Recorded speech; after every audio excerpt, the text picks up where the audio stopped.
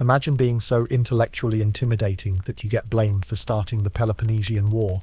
Meet Aspasia of Athens, a woman so scandalously brilliant that ancient Greek men couldn't decide whether to worship her mind or burn her at the stake. She was Pericles' mistress, Socrates' debate partner, and quite possibly the most powerful woman in the most misogynistic society in human history. Tonight, we're diving into the story of a courtesan who wielded philosophy like a weapon and made an entire empire uncomfortable just by existing. Buckle up, this gets messy.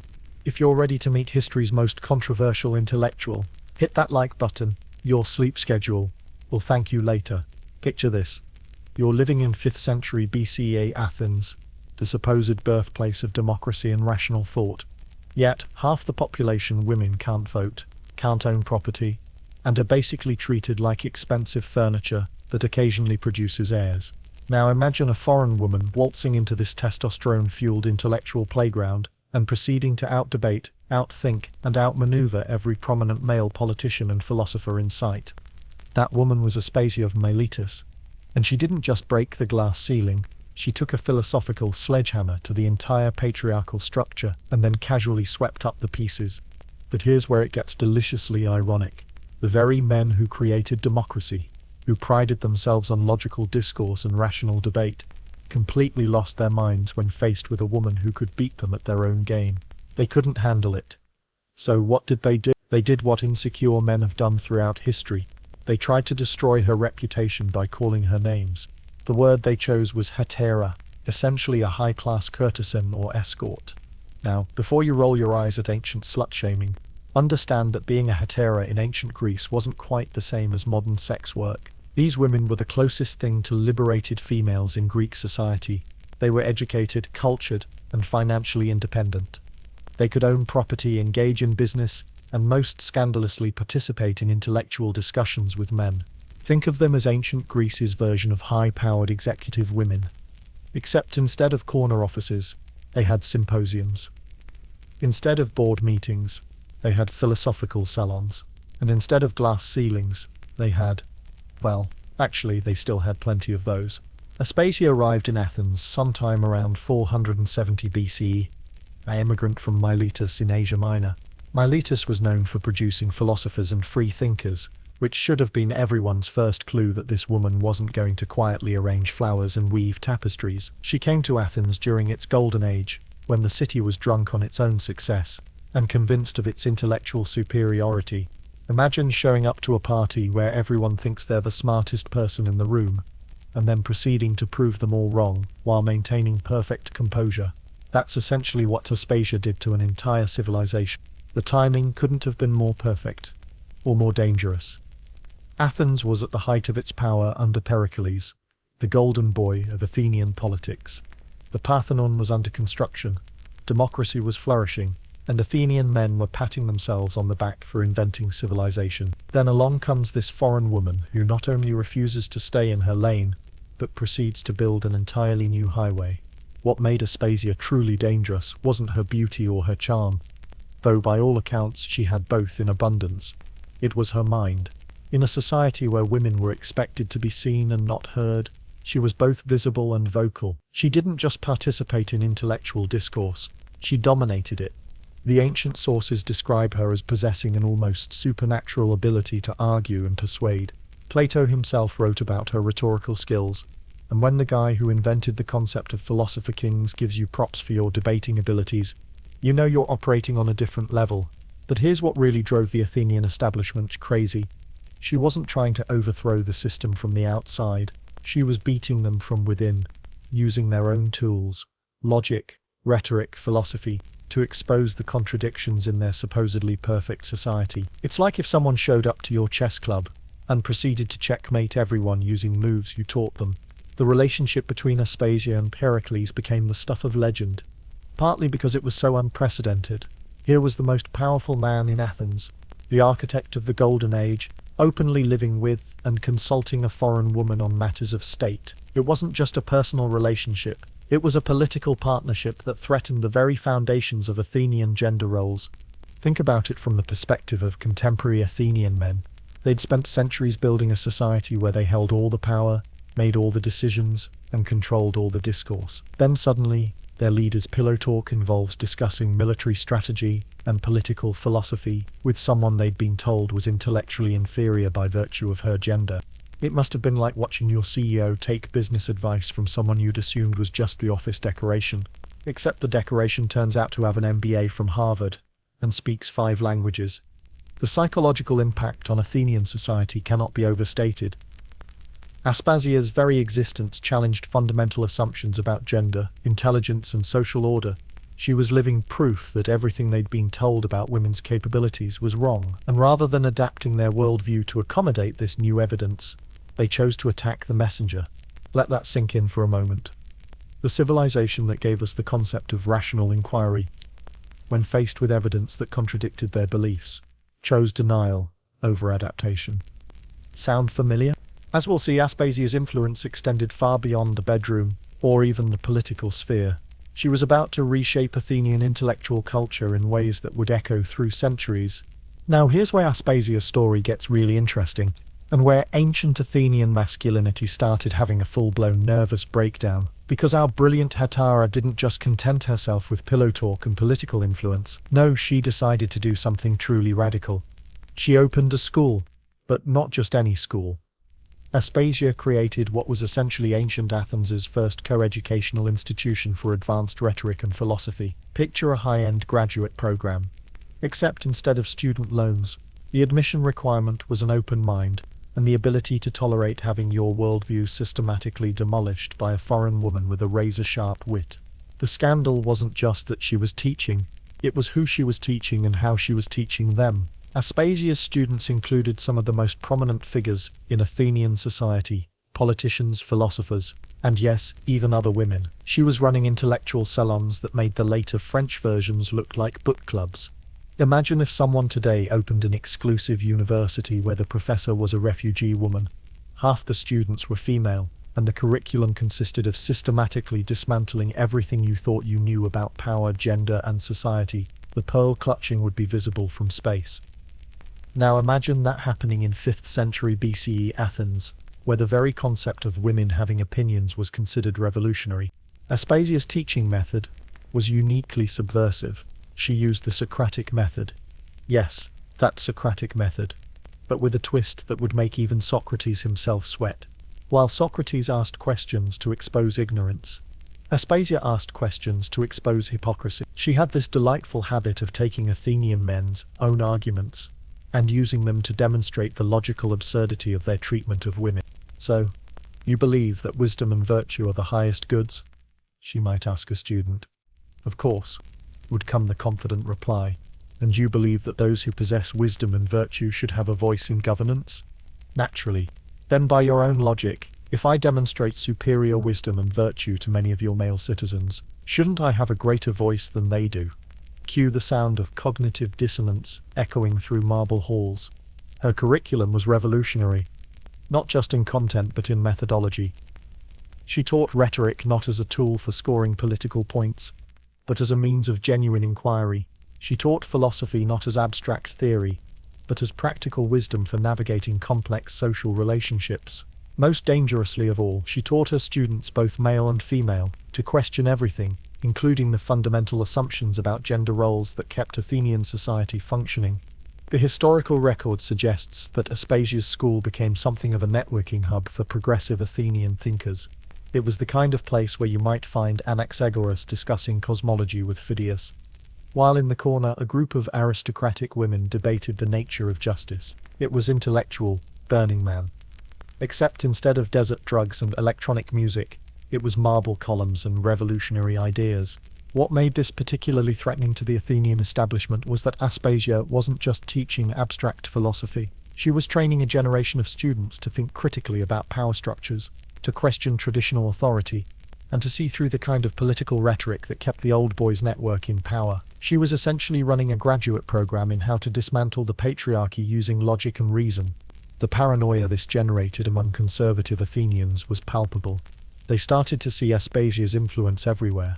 When a student of hers gave a particularly effective speech in the assembly, traditionalists would mutter about foreign corruption. When women began showing more intellectual curiosity, It was blamed on Aspasia's poisonous teachings. She became the ultimate boogeyman, a foreign woman who was using their own intellectual tools to undermine their social order. But here's what really kept them up at night. Her students were good, really good. The rhetorical skills they learned from Aspasia were making them formidable opponents in both political and legal contexts. Suddenly, the old guard found themselves out-debated by people they'd previously dismissed as intellectually inferior. It's like training someone to play chess and then watching them systematically defeat all your friends. The gender dynamics in her classroom must have been particularly mind-bending for contemporary observers. Picture aristocratic Athenian men, raised to believe in their natural superiority, sitting in the same room as women and foreigners, all being taught by a female immigrant who could run intellectual circles around most of them. The cognitive dissonance alone could have powered the entire Athenian fleet. Aspasia's teaching also extended beyond formal instruction. She was known for her ability to draw out the best arguments from all sides of a debate, creating an environment where ideas could be tested and refined through rigorous discourse. She turned intellectual combat into an art form. But unlike the zero-sum game of political rhetoric, her version was designed to elevate everyone involved. This collaborative approach to learning was revolutionary in a culture that typically viewed intellectual exchange as a competitive sport where winning was more important than truth. Aspasia created a space where being wrong was just the first step toward being right, where changing your mind was a sign of strength rather than weakness. The ripple effects of her educational experiment extended far beyond her immediate students. The ideas and methods developed in her school began to influence broader Athenian intellectual culture. You started to see more sophisticated argumentation in the assembly, more nuanced philosophical discussions in public spaces, and most terrifyingly for traditionalists, more women expressing informed opinions on matters of public concern. Of course, this level of intellectual disruption couldn't continue without consequences. The Athenian establishment was beginning to mobilize against this foreign woman who had the audacity to challenge their monopoly on wisdom. Let's talk about the relationship that scandalized an empire and possibly changed the course of Western civilization. Because when Pericles, the most powerful man in Athens, the architect of democracy, the golden boy of the golden age, fell for Aspasia, it wasn't just a love story. It was a political revolution, disguised as a romance. First, let's set the scene. Pericles was already married to a respectable Athenian woman, who had given him 2 legitimate sons. In Athenian terms, this should have been the end of the story. Marriage was a business arrangement, designed to produce heirs and merge property. Love, passion and intellectual compatibility were considered nice bonuses, like getting a sunroof on your chariot. But then Pericles met Aspasia, and suddenly the man who could command armies and reshape constitutions found himself completely outmatched by a foreign woman with opinions. It's like watching Superman discover kryptonite, except the kryptonite has a philosophy degree and a talent for making him question everything he thought he knew about life. The relationship that developed between them was unprecedented in Athenian society. This wasn't a discreet affair conducted in shadows, nor was it a simple case of a powerful man keeping a mistress. Pericles divorced his wife, already scandalous, and then proceeded to live openly with Aspasia, as if she were his equal partner. In 5th century Athens, this was roughly equivalent to a sitting president declaring his personal assistant his co-executive. But here's where it gets really juicy. All the evidence suggests that Pericles didn't just love Aspasia, he actually listened to her. Contemporary sources describe him consulting with her on matters of policy, discussing military strategy, and seeking her input on his famous speeches. The man who was reshaping democracy was taking advice from someone who couldn't even vote. Imagine the cognitive dissonance this created for Athenian observers. Here was their great leader, the embodiment of Athenian masculinity and authority, openly demonstrating that he valued a woman's opinion more than those of most male citizens. It's like discovering that your CEO's most trusted advisor is someone you've been told has no business sense. The relationship also produced a son, Pericles the Younger, which created its own constitutional crisis. Under Athenian law, children of foreign mothers couldn't be citizens, a law that Pericles himself had championed years earlier. So the most powerful man in Athens found himself in the awkward position of having a son who couldn't inherit his citizenship. Life has a sense of irony that would make Shakespeare jealous. What made their partnership particularly threatening to traditionalists was how public it was.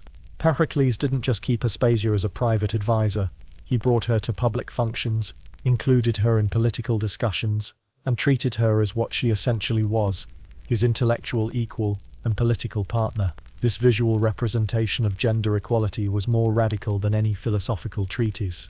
Contemporary accounts describe Pericles as being almost physically dependent on Aspasia's presence. Plutarch tells us that he would kiss her goodbye and hello every day, a level of public affection that scandalized Athenian society. For a culture where marriages were arranged, business contracts and emotional displays were considered undignified, watching their greatest statesman act like a love-struck teenager must have been deeply unsettling. But the real scandal wasn't the romance. It was the intellectual partnership. Athenian men could handle the idea of a powerful man having a beautiful mistress.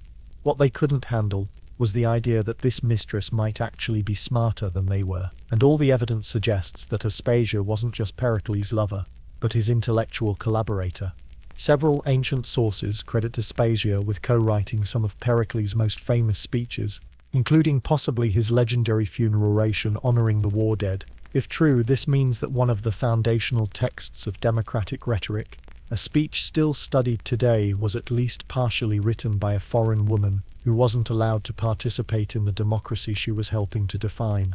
The irony is so thick you could cut it with a sword. The partnership also extended to their shared intellectual circle. Together, Pericles and Aspasia hosted gatherings that brought together the leading minds of Athens, philosophers like Anaxagoras and Socrates, artists like Phidias, historians like Herodotus. These weren't just social gatherings, they were intellectual salons where ideas were born that would shape Western thought for millennia. Picture these dinner parties, the most brilliant minds of the ancient world, debating philosophy and politics, while being hosted by a politician and his foreign mistress. It was like having Stephen Hawking and Einstein over for drinks. Except one of your hosts isn't supposed to have opinions about physics because of her gender. The dynamic between Pericles and Aspasia also seems to have been genuinely egalitarian in a way that was almost incomprehensible to their contemporaries. Ancient sources describe them as partners in conversation, with Pericles deferring to Aspasia's expertise in rhetoric and philosophy. In a culture where women were expected to listen and men to speak, watching the most powerful man in Athens engage in genuine intellectual dialogue with a woman must have been like watching gravity flow upward. This relationship model became a template that threatened the entire foundation of Athenian gender roles. If Pericles, the ultimate Athenian man, could have an egalitarian partnership with a woman, what did that say about the supposed natural order of male dominance? If the architect of democracy believed a foreign woman deserved his intellectual respect, what did that say about the exclusion of all women from political life? The answer, from the perspective of traditional Athenian society, was that either Pericles had lost his mind, or their entire worldview was wrong. And since admitting they were wrong about fundamental social structures wasn't really an option, the only antidote was to destroy the woman who was making them question everything. The stage was being set for a confrontation that would rock Athens to its foundations. While Athenian men were busy having existential crises about Aspasia's very existence, she was quietly revolutionizing one of their most sacred arts, rhetoric. And by quietly, I mean about as quietly as a philosophical earthquake that reshaped how humans think about language, persuasion, and truth itself. See, rhetoric in 5th century Athens wasn't just academic exercise, it was survival. In a direct democracy where citizens had to argue their own cases in court and defend their policies in the assembly, your ability to speak persuasively could literally determine whether you lived or died, won or lost, thrived or were ostracized into exile. It was the ultimate life skill, and naturally, it was considered an exclusively masculine domain. Then, along comes Aspasia, who proceeds to demonstrate that not only can women master rhetoric, they might actually be better at it than men. This wasn't just embarrassing, it was existentially threatening. It's like discovering that the thing you've been told defines your superiority is actually your weakness. What made Aspasia's approach to rhetoric so revolutionary wasn't just her gender, but her methodology. Traditional Greek rhetoric was essentially intellectual warfare. You demolished your opponent's position while defending your own, preferably with as much flair as possible. It was gladiatorial combat with words instead of swords. Aspasia introduced something radically different. Rhetoric as collaborative truth-seeking. Instead of trying to destroy opposing viewpoints, she used rhetorical techniques to explore them, to find the grains of truth buried in even the most flawed arguments. She turned intellectual combat into intellectual archaeology. digging through layers of assumption and prejudice to uncover deeper understanding. This approach was so foreign to traditional Athenian thinking that they didn't even have a word for it. Imagine trying to explain collaborative problem solving to a culture that viewed every conversation as a zero-sum game. It would be like trying to teach quantum physics to someone who still thinks the Earth is flat. Her rhetorical innovations went beyond methodology to touch on fundamental questions about the nature of knowledge itself. Traditional Greek rhetoric assumed that truth was fixed and that the goal was to discover and defend it. Aspasia suggested something far more radical, that truth might be constructed through dialogue, that the process of argument itself could create new understanding rather than just revealing existing knowledge. This wasn't just philosophically revolutionary, it was practically effective. Students trained in Aspasia's methods began dominating debates in the assembly and courts, not by shouting louder or arguing more aggressively, but by asking better questions and constructing more nuanced arguments. They were winning through collaboration and empathy rather than competition and dominance. The techniques she developed would be recognizable to any modern negotiation expert or therapist. She taught active listening, actually hearing what your opponent is saying, rather than just waiting for your turn to talk. She emphasized finding common ground before exploring differences. She showed how to reframe conflicts from adversarial positions to shared problems, requiring collaborative solutions. But here's what really blew Athenian minds. Her students weren't just more persuasive, they were more persuaded. The collaborative approach to rhetoric created people who were more open to changing their minds when presented with better arguments. In a culture that valued intellectual consistency above almost everything else, this flexibility was both attractive and terrifying. Picture the scene in the Athenian assembly when one of Aspasia's students would rise to speak. Instead of the usual rhetorical fireworks, the dramatic gestures, the appeals to emotion, the systematic demolition of opposing views, you'd get something entirely different. Thoughtful questions that reframed the entire debate, acknowledgement of the validity in opposing positions, followed by gentle redirection toward common goals, arguments that built bridges instead of burning them. The old-school rhetoricians must have been completely baffled. It was like showing up to a boxing match and discovering your opponent wanted to dance ballet instead, except the ballet somehow knocked you out while making you feel better about yourself. Aspasia's influence on rhetoric extended beyond technique to encompass the very purposes of persuasive speech.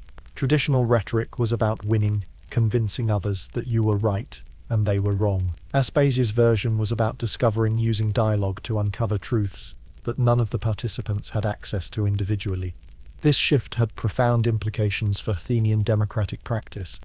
Suddenly, political debates became less about partisan point scoring and more about collaborative problem solving. Citizens trained in Aspasian rhetoric began approaching policy questions differently, looking for solutions that addressed multiple concerns rather than simply advocating for their narrow interests. The philosophical implications were even more radical. If truth could be constructed through dialogue rather than simply discovered through individual reasoning, then the traditional model of the lone genius philosopher needed serious revision. Knowledge became social rather than individual, collaborative rather than competitive. Socrates himself seems to have been influenced by these ideas.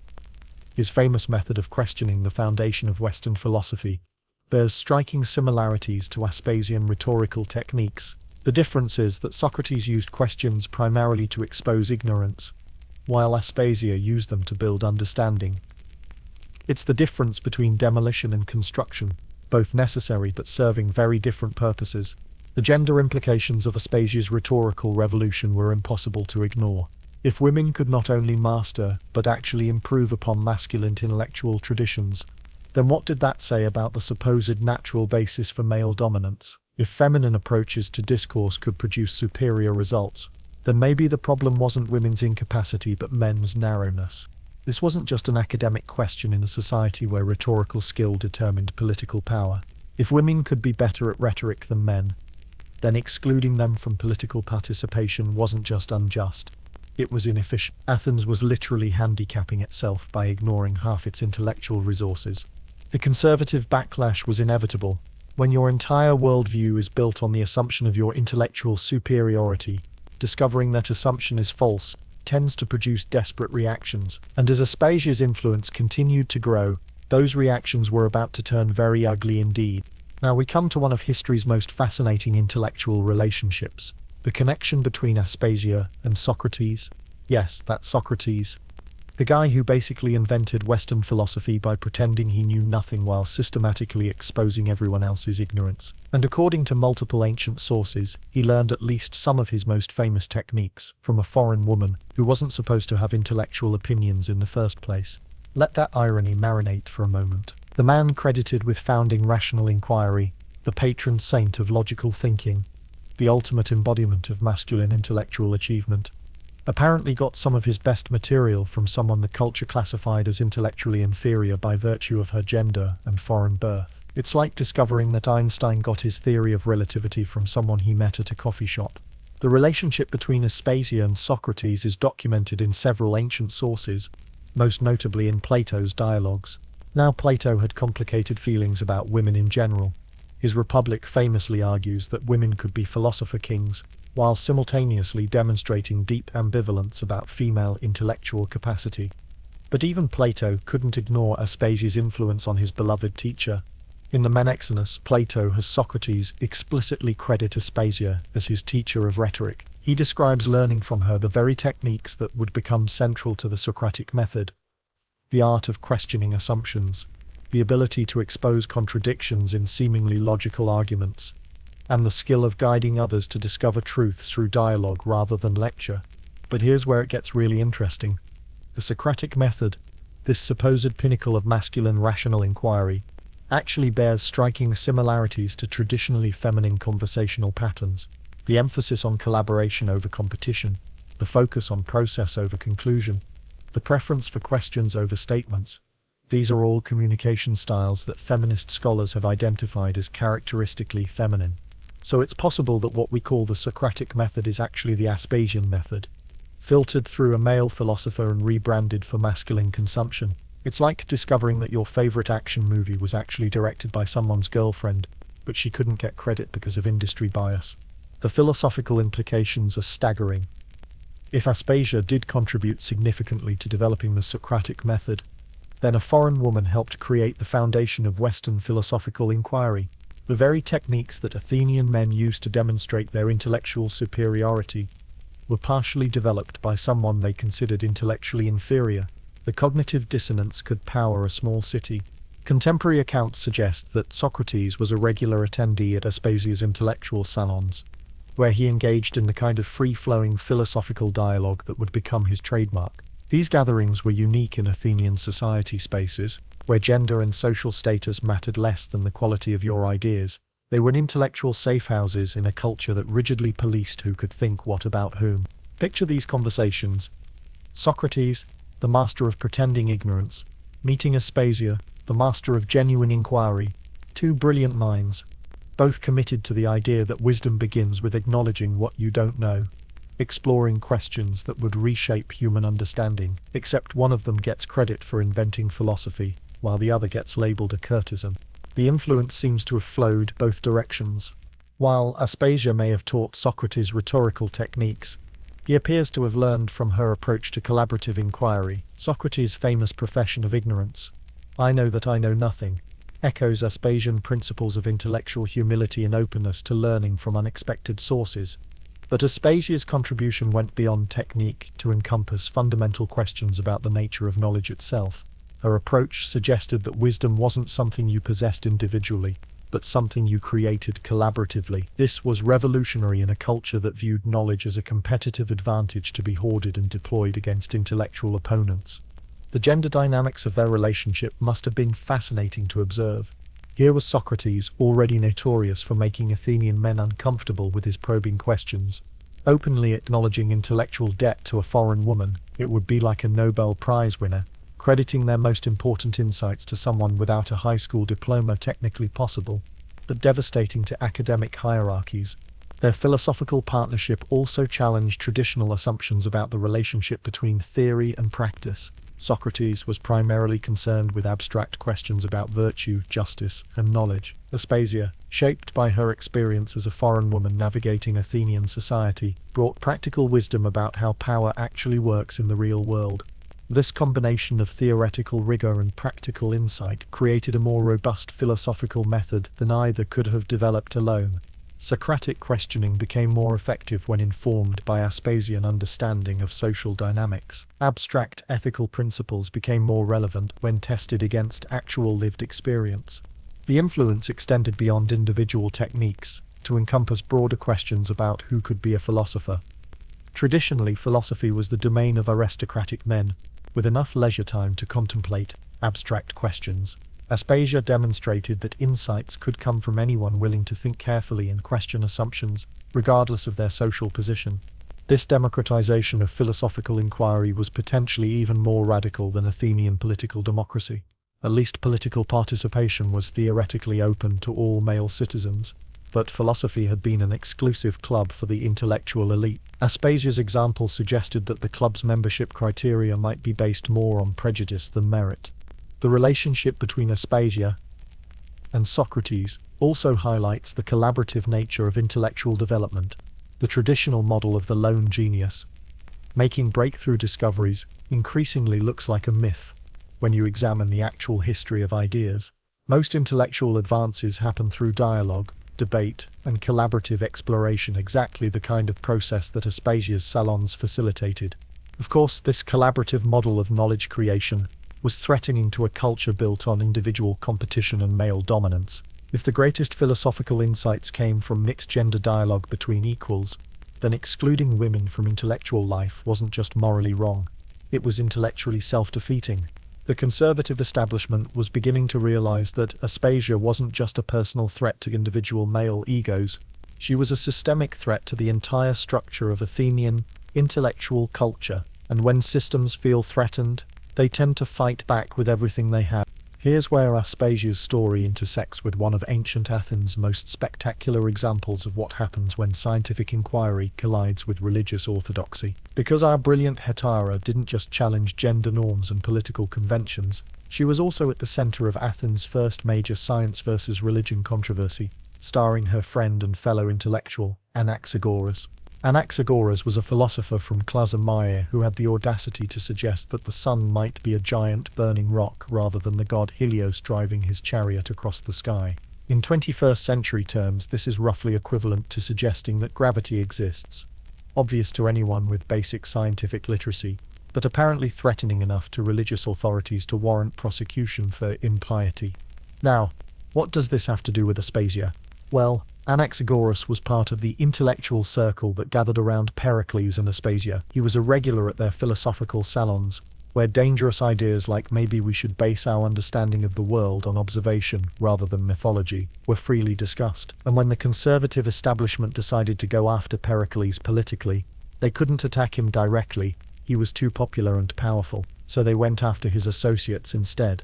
Think of it as ancient political warfare. If you can't take down the king, you attack his advisors, and hope the scandal spreads.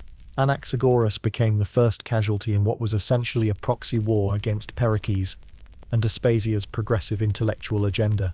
The charges against Anaxagoras were technically religious, impiety against the gods, but everyone understood the real target. By prosecuting the philosopher for his scientific views, conservatives were sending a message to the entire progressive intellectual movement. Step out of line and you'll face the same fate. It was McCarthyism with togas and olive wreaths. Aspasia found herself in an impossible position. As a foreign woman, she was particularly vulnerable to charges of corrupting Athenian youth or introducing foreign religious practices. The same intellectual curiosity and questioning spirit that made her salon so influential also made them easy targets for anyone looking to paint progressive thinking as dangerous foreign influence. The trial of Anaxagoras became a proxy battleground for larger questions about the relationship between rational inquiry and traditional belief, between foreign influence and Athenian values, between progressive thinking and social stability. Sound familiar? Every society seems to have its version of this same fundamental conflict between those who want to expand human understanding and those who prefer the comfort of traditional certainties. What made this particular controversy so dangerous for Aspasia was how it highlighted the intersection of gender, foreignness, and intellectual subversion. Here was a foreign woman hosting gatherings where Athenian men learned to question traditional beliefs about everything from astronomy to politics. From the perspective of religious conservatives, she wasn't just teaching dangerous ideas, she was corrupting the natural order by encouraging men to listen to a woman. The gendered dimensions of the Anaxagoras affair can't be understated. While male philosophers like Socrates could get away with questioning traditional beliefs by claiming they were seeking wisdom, Aspasia faced the additional burden of being seen as inherently subversive, simply by virtue of her gender and foreign origin. Her very presence in intellectual discourse was viewed as evidence of cultural corruption. Ancient sources suggest that Aspasia used her considerable rhetorical skills to help defend Anaxagoras, crafting arguments that positioned scientific inquiry as patriotic rather than subversive. She argued that Athens' greatness came from its willingness to embrace new ideas and challenge conventional wisdom, that intellectual curiosity was what separated civilized Athenians from backward barbarians. It was a brilliant rhetorical strategy that reframed the entire debate. Instead of defending impiety, she was defending Athenian exceptionalism. Instead of promoting foreign corruption, she was celebrating indigenous intellectual achievement. It's the kind of argumentative jiu-jitsu that takes your opponent's strength and uses it against them. But the deeper implications of the Anaxagoras affair went beyond any individual case. It represented a fundamental conflict between two different models of knowledge acquisition. Revelation versus investigation, tradition versus innovation, faith versus reason. And Aspasia, as both a woman and a foreigner, embodied everything that traditional Athenians found threatening about the investigative approach. The trial also demonstrated how intellectual persecution tends to work through proxy attacks on vulnerable associates, rather than direct confrontation with powerful targets. Anaxagoras was expendable in a way that Pericles wasn't, making him the perfect scapegoat for conservative anxieties about the entire progressive movement. This pattern of attacking the vulnerable to intimidate the powerful would become depressingly familiar throughout history. It's why witch hunts target marginal women rather than the male authorities who actually wield power. Why McCarthyism went after Hollywood writers rather than studio executives. Why modern culture wars focus on teachers and librarians rather than the politicians who actually make policy. For Aspasia, the Anaxagoras affair was a preview of what she herself would soon face. The same techniques used to destroy the philosopher charges of impiety appeals to traditionalist anxiety about foreign influence, moral panic about the corruption of Athenian youth, would eventually be deployed against her with devastating effect. The irony is that the prosecution of Anaxagoras probably ended up validating many of his scientific insights. When you make martyrs of rational thinkers, you tend to make their ideas more attractive rather than less. People start wondering what was so dangerous about suggesting that the sun might be a burning rock, that the authorities felt the need to destroy a man's life over it. Aspasia understood this dynamic, and tried to use it to her advantage, by positioning herself and her associates as defenders of Athenian intellectual freedom rather than threats to Athenian values. She hoped to make persecution look like an attack on Athens itself. It was a sophisticated political strategy that might have worked if the forces arrayed against her hadn't been quite so determined to destroy everything she represented. The Anaxagoras affair marked the beginning of the end of Athens' brief experiment with intellectual tolerance. The city that had briefly embraced rational inquiry and open debate was starting to remember why traditional societies prefer the comfort of unquestioned beliefs to the uncertainty of genuine investigation. Let's discuss something that made ancient Athenian men lose their absolute minds: the possibility that their greatest political speeches, their most brilliant military strategies, and their most sophisticated diplomatic initiatives might have been conceived during intimate conversations between Pericles and his foreign mistress. Because if there's anything more threatening to masculine political culture than a woman with opinions, it's the suspicion that those opinions might actually be better than yours. The ancient sources are tantalizing vague about the exact extent of Aspasia's influence on Pericles' political career, which is probably intentional. Nobody wanted to spell out that the architect of Athenian democracy might have been taking policy advice from someone who couldn't even vote. It would be like discovering that your favorite action hero's best stunts were actually performed by his stunt double's girlfriend. But the hints are everywhere. Plutarch mentions that Pericles would discuss state affairs with Aspasia and value her counsel. Plato suggests that she helped write some of his speeches. Contemporary comedians mocked their relationship by portraying Pericles as henpecked and under Aspasia's influence. Even allowing for ancient bias and exaggeration, the pattern is clear. This woman was deeply involved in the political process at the highest levels. Think about what this meant in practical terms. Athens was running an empire that stretched across the Mediterranean. They were managing complex alliances, conducting military campaigns, implementing radical democratic experiments, and essentially inventing the concept of Western civilization. And sitting at the center of all this decision-making was a foreign woman whose legal status was somewhere between expensive pet and decorative object. The cognitive dissonance must have been extraordinary. Athenian men had convinced themselves that women were naturally incapable of understanding politics, military strategy, or complex policy questions. Then their greatest leader openly consulted with a woman on all of these topics, and somehow became even more successful. It's like discovering that your GPS has been giving you directions from a source you've been told doesn't understand navigation. What made Aspasia's political influence particularly threatening was how effective it seemed to be. The period of her greatest influence over Pericles coincided with Athens's golden age, the construction of the Parthenon, the flourishing of democracy, the expansion of Athenian power and culture. Either this was an amazing coincidence, or feminine political insight might actually be valuable. Guess which interpretation made traditionalists more uncomfortable? The specific areas where Aspasia's influence was most apparent tell us something important about her particular intellectual strength. Contemporary sources suggest she was especially influential in matters of rhetoric and diplomacy, areas that required sophisticated understanding of human psychology, cultural dynamics, and persuasive communication. These were precisely the skills that her background as an educated hetera would have developed. Consider the irony. The very experiences that made Aspasia scandalous, her training in conversation, her need to navigate complex social relationships as a foreign woman, her practice in reading people, and adapting her approach to different audiences, were exactly the skills that made her valuable as a political advisor. The same abilities that marked her as dangerous also made her indispensable. Her influence on Pericles' famous funeral oration is particularly fascinating. This speech, delivered to honor Athenian war dead, became one of the foundational texts of democratic rhetoric. It eloquently articulates the values and aspirations that defined Athenian democracy, and it's still studied today as a masterpiece of political communication. The possibility that it was co-authored by a woman who couldn't participate in the democracy it celebrated adds layers of irony that would make a philosophy professor weep. The funeral oration also demonstrates something important about Aspasia's political philosophy. The speech emphasizes democratic participation, intellectual openness, and cultural tolerance, values that reflected her own position as an outsider seeking inclusion in Athenian society. If she did help write it, then some of the most inspiring rhetoric about democratic inclusion was crafted by someone who was herself excluded from full democratic participation.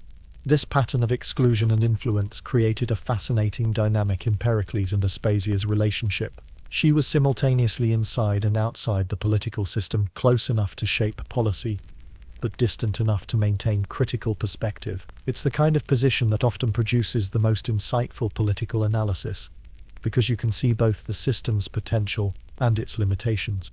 The military dimensions of their partnership were particularly scandalous. Ancient sources suggest that Aspasia influenced Pericles' strategic thinking during the early stages of the Peloponnesian War. The idea that a woman might have input into military decision-making was almost incomprehensible to contemporary Athenians. War was the ultimate masculine domain, where feminine influence was not just inappropriate but potentially catastrophic.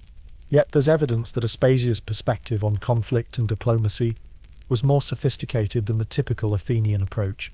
Her background as a foreigner gave her insights into how other cultures might respond to Athenian policies. Her training in rhetoric made her attuned to the persuasive dimensions of military action. Her experience navigating complex social relationships provided models for managing international alliances. The domestic political implications of their partnership were equally revolutionary. Aspasia's presence in Pericles' inner circle meant that Athenian policy was being shaped by someone with direct experience of the system's exclusions and limitations. She understood what it meant to be brilliant but voiceless, influential but unrecognized, essential but officially invisible. This insider-outsider perspective may have contributed to some of Pericles' most progressive policies. His expansion of citizenship, his investment in public works that employed the poor, his emphasis on cultural achievement over military conquest. These initiatives showed unusual sensitivity to the experiences of marginalized groups. Whether this sensitivity came from Aspasia's influence or simply attracted him to her, the correlation is striking. The personal intimacy of their political partnership also challenged traditional assumptions about the relationship between public and private life. In Athenian culture, these spheres were supposed to be rigidly separated, with men handling public affairs while women managed domestic concerns. Pericles and Aspasia's relationship dissolved these boundaries, creating a space where personal intimacy and political collaboration reinforced each other. This integration of personal and political was perhaps the most subversive aspect of their partnership. It suggested that the best political thinking might emerge from relationships of mutual respect and intellectual equality, precisely the kind of relationships that traditional gender roles made impossible between men and women. Nothing says we're terrified of this woman quite like turning her into the punchline of every comedy show in town. And that's exactly what happened to Aspasia as conservative Athenians realized they couldn't defeat her intellectually. So they decided to try destroying her through the ancient equivalent of a roast comedy special. Because when you can't win an argument, the next best thing is to make your opponent look ridiculous. Ancient Athenian comedy was vicious in ways that would make modern satirists blush. Think Saturday Night Live meets the Jerry Springer Show, with a healthy dose of misogyny and xenophobia, performed for audiences who considered personal destruction a legitimate form of entertainment, and Aspasia became their favorite target, appearing as a character in multiple comedies, where she was portrayed as everything from a scheming manipulator to a foreign corrupter of Athenian virtue. The comedian Aristophanes, who was essentially the ancient world's equivalent of a late-night talk show host with a political agenda, made Aspasia a recurring character in his plays. In the Aeschines, he suggests that the entire Peloponnesian War started because of a dispute over some of Aspasia's girls, reducing the most significant military conflict of the classical period to a glorified brothel brawl. It's like blaming World War II on an argument at a nightclub. But here's what's fascinating about the comic attacks on Aspasia. They reveal more about her real influence than any official historical record ever could. Comedy works by exaggerating recognizable truths, and the fact that audiences found jokes about Aspasia's political influence hilarious suggests that everyone knew she actually had political influence. You can't satirize something that doesn't exist. The recurring themes in the comic portrayals tell us exactly what made Athenian men so uncomfortable. Aspasia is consistently depicted as sexually powerful, but intellectually manipulative, foreign but influential, feminine but dominant. She's portrayed as the power behind Pericles' throne, the puppet master pulling strings while maintaining plausible deniability. These weren't random insults. They were targeted attacks on very real threats to masculine authority. The sexual dimension of the comic attacks was particularly vicious and revealing. Aristophanes and his contemporaries couldn't attack Aspasia's ideas directly. That would require engaging with them intellectually, which risked legitimizing her voice. Instead, they attacked her sexuality, reducing her complex philosophical and political contributions to crude sexual manipulation. It's the classic strategy of patriarchal systems: when you can't discredit a woman's mind, attack her body instead. But the comedy also inadvertently created a kind of alternative historical record.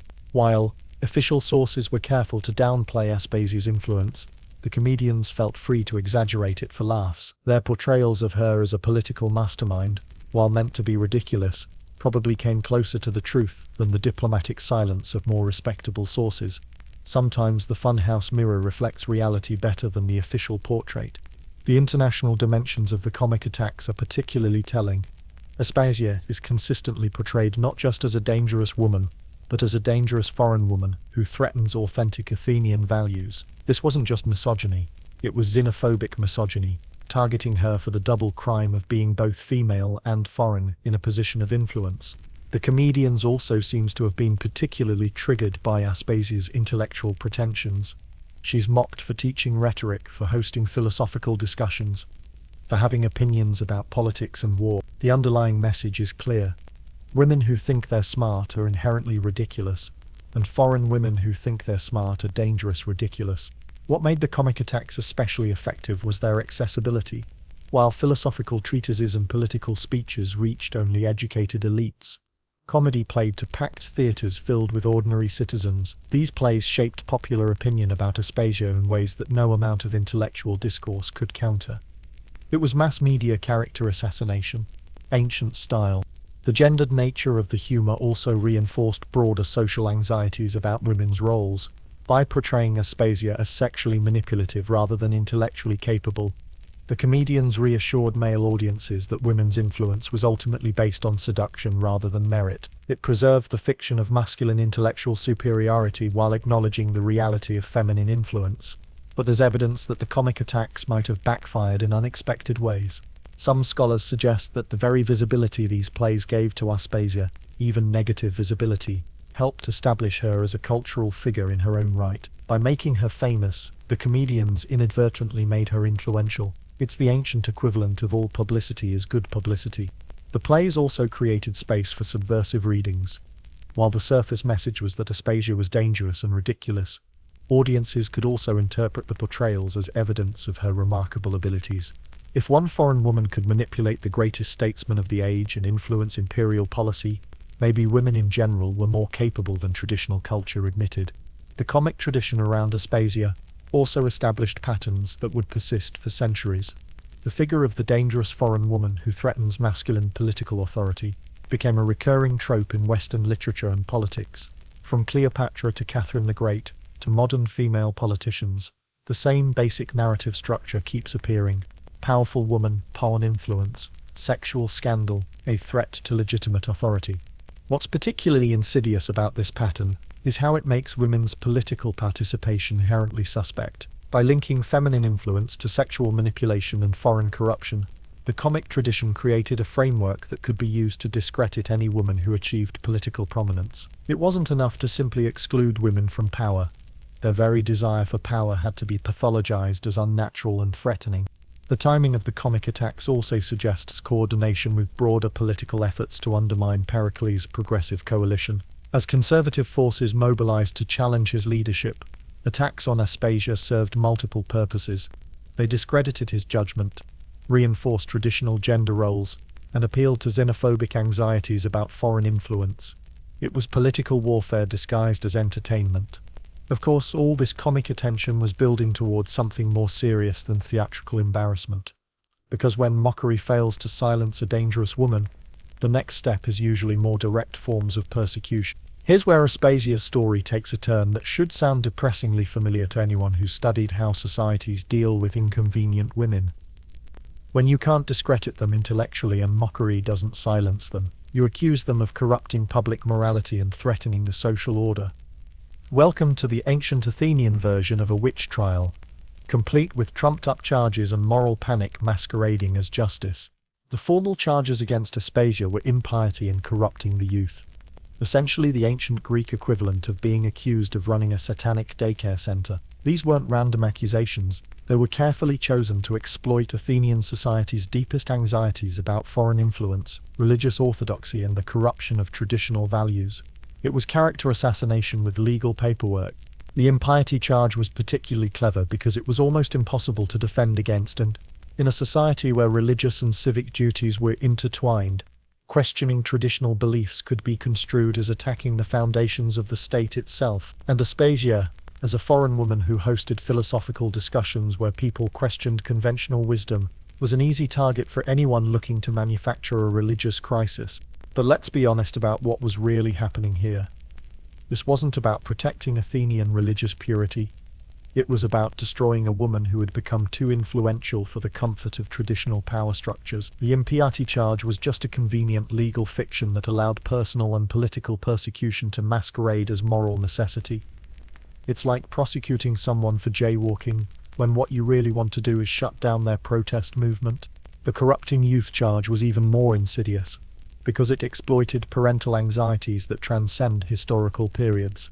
Every generation worries about bad influences on their children, and Aspasia's educational activities made her a perfect scapegoat for any parent whose offspring had started asking uncomfortable questions about traditional gender roles or social hierarchies. She became the ancient equivalent of violent video games or rock music, a convenient explanation for why kids weren't turning out the way their parents expected. What made these charges particularly devastating was how they weaponized Aspasia's greatest strength against her. Her intelligence became evidence of dangerous foreign cunning. Her educational activities became proof of subversive influence. Her relationship with Pericles became evidence of sexual manipulation and political corruption. Everything that made her remarkable was reframed as evidence of her danger to society. The legal proceedings themselves were a masterclass in how judicial systems can be manipulated to serve political ends. While Athenian law theoretically protected all residents, including foreigners, the practical reality was that justice depended heavily on your social connections and popular support. As a foreign woman associated with controversial ideas, Aspasia had neither the social capital nor the popular sympathy necessary to ensure fair treatment.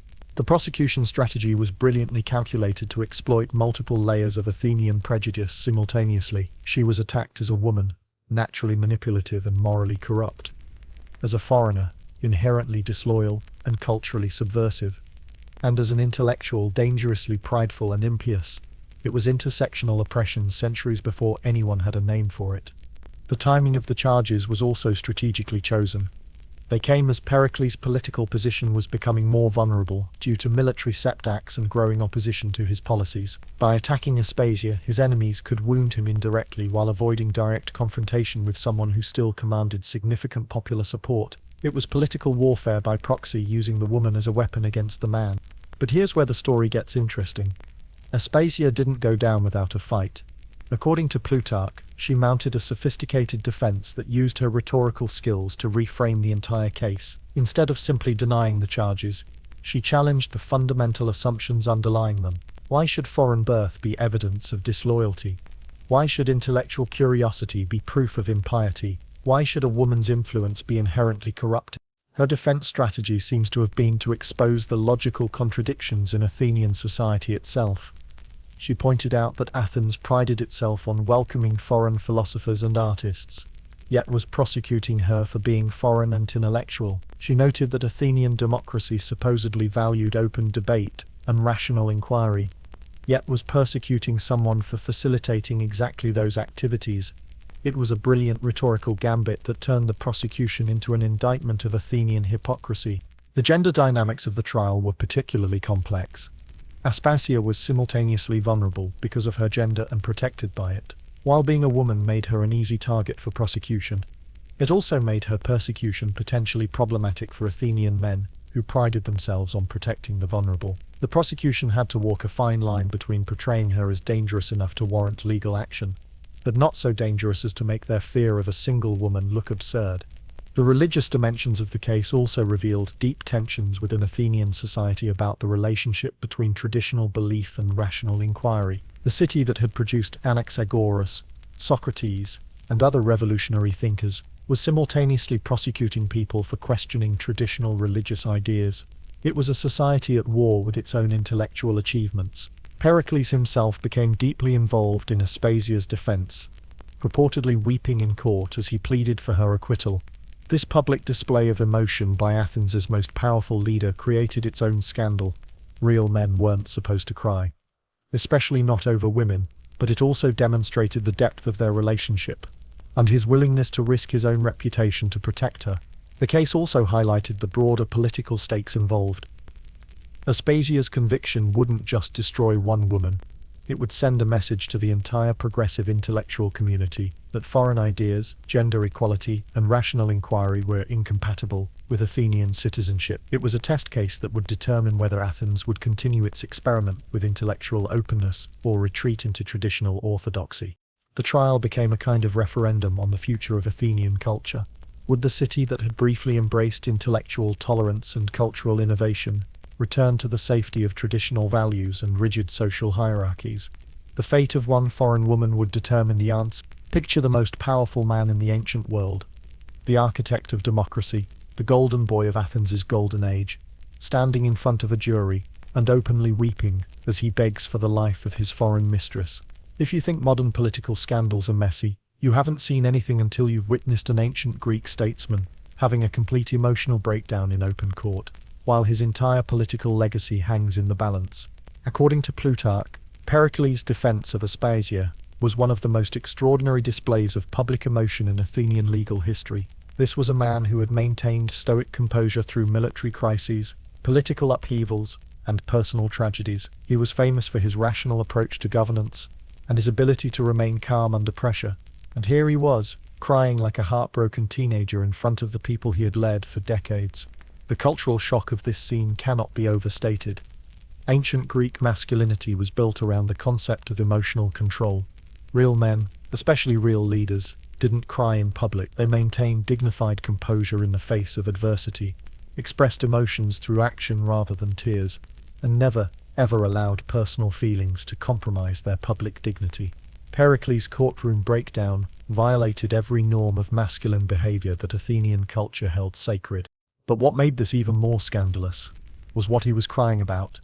Not military defeat, not political setbacks, not the death of his legitimate sons. He was weeping over the potential loss of a foreign woman who couldn't even vote. From the perspective of traditional Athenian values, this was like watching a CEO resign his position to save his secretary from prosecution. The priorities seemed fundamentally disordered, yet the very extremity of Pericles' emotional display may have been strategically calculated. By showing such genuine distress, he was demonstrating to the jury that Aspasia wasn't just a political liability or sexual convenience. She was someone he valued enough to risk his entire reputation to save. His tears became a kind of character testimony, suggesting that if the greatest leader Athens had ever produced found her worthy of such devotion, perhaps the charges against her deserved skeptical examination. The rhetorical strategy was brilliant in its simplicity. Instead of trying to argue that Aspasia wasn't influential, which everyone knew was false, or that she wasn't foreign, obviously true, Pericles implicitly argued that her influence was positive and her foreign perspective was valuable. His emotional investment became evidence of her worth rather than proof of his weakness. The speech itself, as recorded by ancient sources, was a masterpiece of personal and political rhetoric.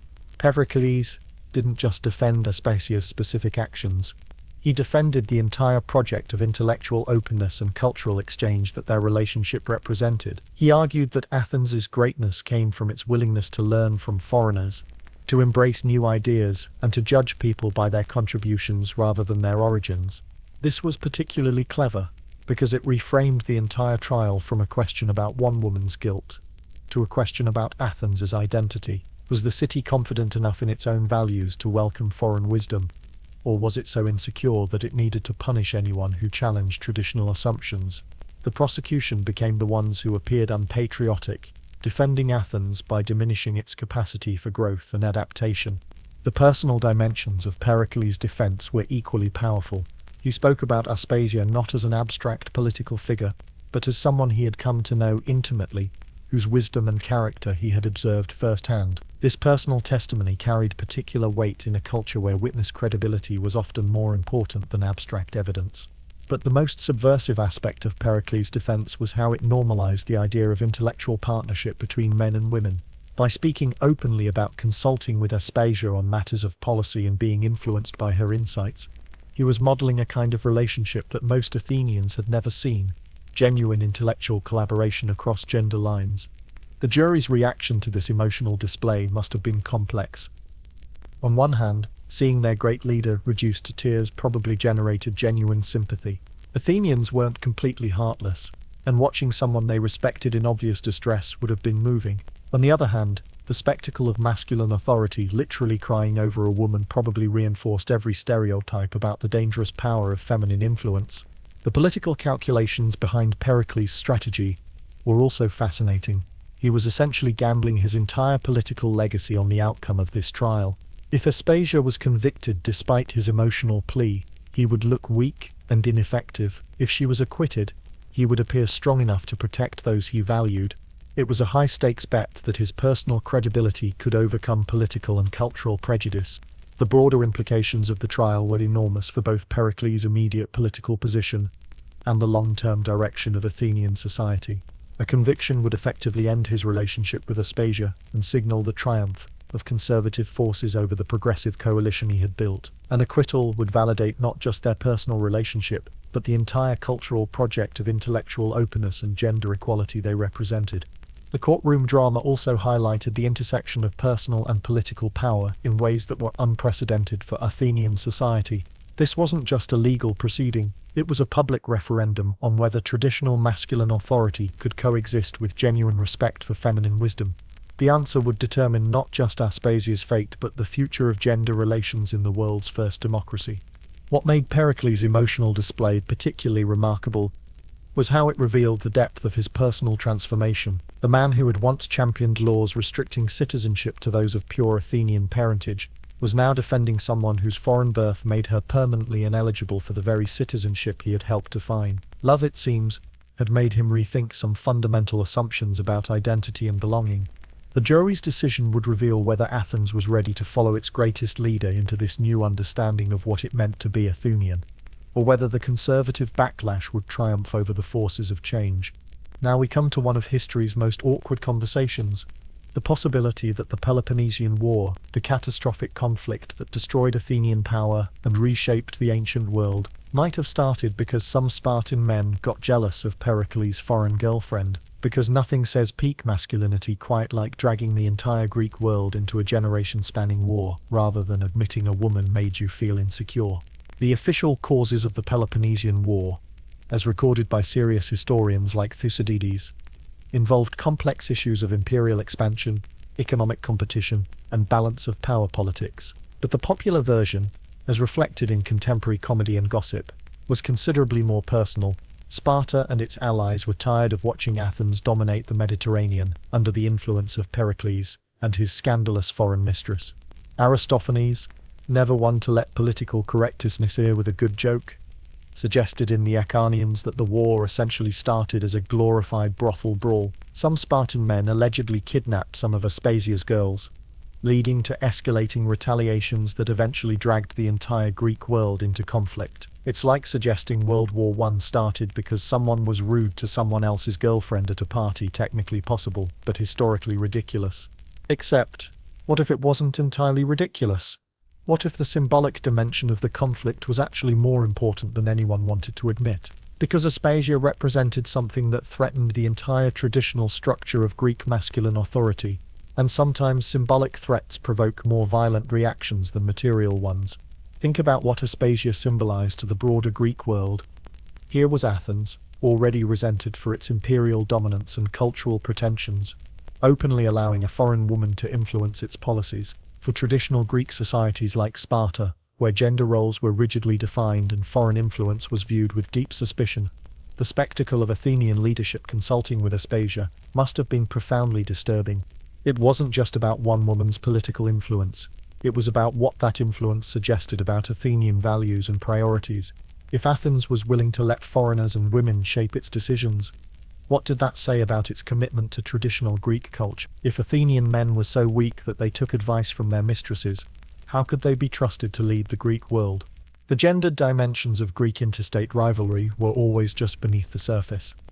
City-states competed not just for territory and resources, but for cultural prestige and moral authority. Military prowess was intimately connected to masculine virtue, and masculine virtue was supposedly incompatible with feminine influence.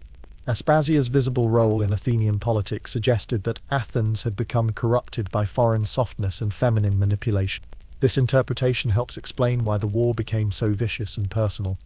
It wasn't just about strategic interests, it was about fundamental questions of cultural identity and gender roles. Sparta and its allies weren't just fighting Athenian imperialism, they were fighting the idea that women could be political actors and foreign influence could be beneficial rather than corrupting. The propaganda war that preceded and accompanied the military conflict was particularly focused on questions of masculine authority and cultural authenticity. Spartan rhetoric consistently portrayed Athens as corrupted by luxury, foreign influence, and the feminizing effects of imperial wealth. Aspasia became a convenient symbol for everything that traditional Greeks found threatening about Athenian innovation. But here's the really twisted part. While conservative Greeks were attacking Athens for being influenced by a woman, that woman's influence may have actually made Athens more effective at the very activities, military planning, diplomatic negotiation, strategic thinking, that defined masculine political virtue.